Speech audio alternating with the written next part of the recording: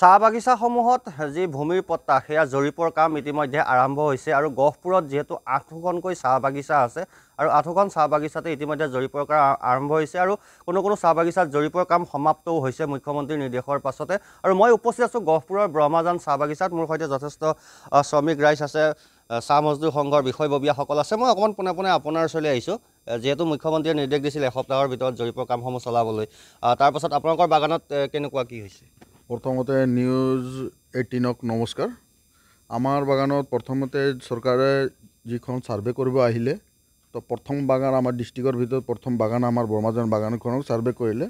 এই ছাৰ্ভে কৰাত আমাৰ প্ৰথমে আমাৰ এচিকেছ ইউনিট আছিলোঁ, আমাৰ এচিএমএছ ইউনিট আছিলোঁ, লগতে আমাৰ আৰ্চা সংগঠন, আমাৰ জাতীয় আৰ্চা সংগঠন সকলোৱে থাকি আমি আৰু লগতে লাইন চকীদাৰ, গাৰ্ডেনৰ লাইন চকীদাৰ লগত লৈ আমি গোটেই লাইনখনত আমি ঘূৰি ঘূৰি ছাৰ্ভে কৰিলোঁ। ছাৰ্ভে কৰাত কোনো অসুবিধা পোৱা নাই, বহুত ধুনীয়াকৈ হ'ল এই ছাৰ্ভেখন। এই ছাৰ্ভেৰ কিমান শ্ৰমিক ৰাইজক সাঙুৰি লৈছে, কাৰণ ভূমি পট্টাত যিহেতু প্ৰদান কৰিব? এই ছাৰ্ভেত 889খন সাঙুৰি হৈছে। ক'ৰবাত অসুবিধাৰ সৃষ্টি হৈছিল নেকি ছাৰ্ভে কৰাত? এনেধৰণৰ কোনো অসুবিধা আমি পোৱা নাই। তেখেতৰ লগত আমিয়ে আছিলোঁ, গোটেই সংগঠন আছিলোঁ। কোনো ধৰণৰ অসুবিধা এনেকুৱা ধৰণৰ আমি পোৱা নাই। নিশ্চয়। মই অকণ আপোনাৰ ওচৰলৈ আহিছোঁ, যিহেতু এটা ভাল খবৰ, ইতিমধ্যে ছাৰ্ভেও হৈ গ'ল বুলি কৈছে আপোনালোকৰ বাগানত, গতিকে গোটেই দিশটোক কি বুলি ক'ব আপোনালোকে? প্ৰথমে মই আপোনালোকৰ সংবাদ মাধ্যমক ধন্যবাদ জ্ঞাপন কৰিছোঁ। আৰু আমি বিশ্বনাথ জিলাৰ গহপুৰ মহকুমাৰ প্ৰথম পৰ্যায়ৰ জৰীপত আমাৰ ব্ৰহ্মাজান চাহ বাগিচাত সাঙুৰ লোৱাৰ কাৰণে মই প্ৰথমে হিমন্ত বিশ্ব শৰ্মা ডাঙৰীয়াদেৱক অশেষ ধন্যবাদ জ্ঞাপন কৰিছোঁ।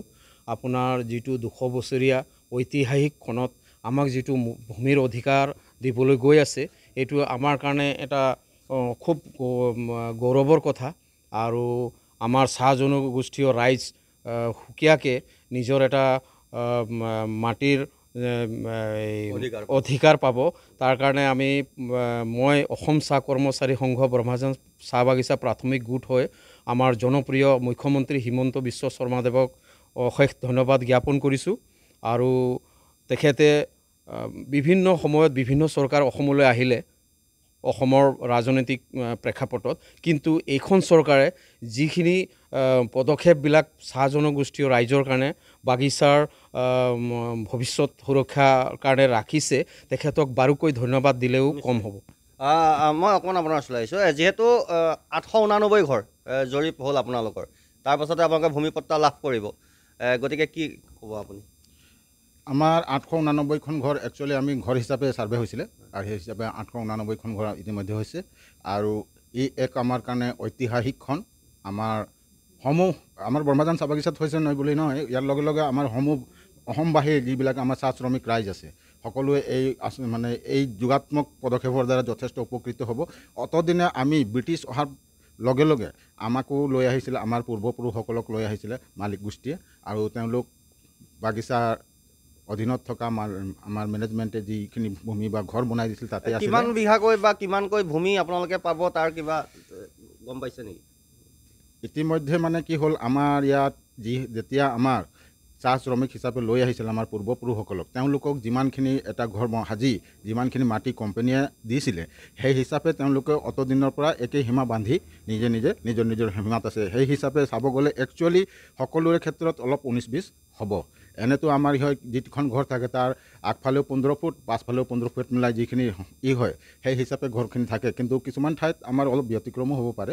কিন্তু এইখিনি মাটিত যে অতদিনৰ পৰা তেওঁলোক আছিল, তেওঁলোকতো অস্থায়ী আছিল। যিমান যি হ'লেওতো আমাৰ একো অস্তিত্ব নাছিল যে এক্সিষ্টেঞ্চ, আমি যে অসমত অতদিনৰ পৰা আছোঁ। কিন্তু এতিয়া যেতিয়া সুকীয়াকৈ আমি যেতিয়া লেণ্ড পাট্টা পাম, ই আমাৰ প্ৰকৃত অস্তিত্ব ইয়াত উদঙাই দিব। আৰু আমিও বৃহত্তৰ অসমীয়া সমাজৰ লগত আমাৰ কলা সংস্কৃতি যিধৰণে আমি সহযোগ কৰি আহিছোঁ, এই ক্ষেত্ৰত আৰু অগ্ৰণী ভূমিকা এই পদক্ষেপে গ্ৰহণ কৰিব বুলি মই ভাবোঁ। বিশ্বনাথ জিলাৰ ভিতৰত ব্ৰহ্মাজান চাহ বাগিচাতে প্ৰথম জৰীপ সমাপ্ত হৈছে নহয় জানো?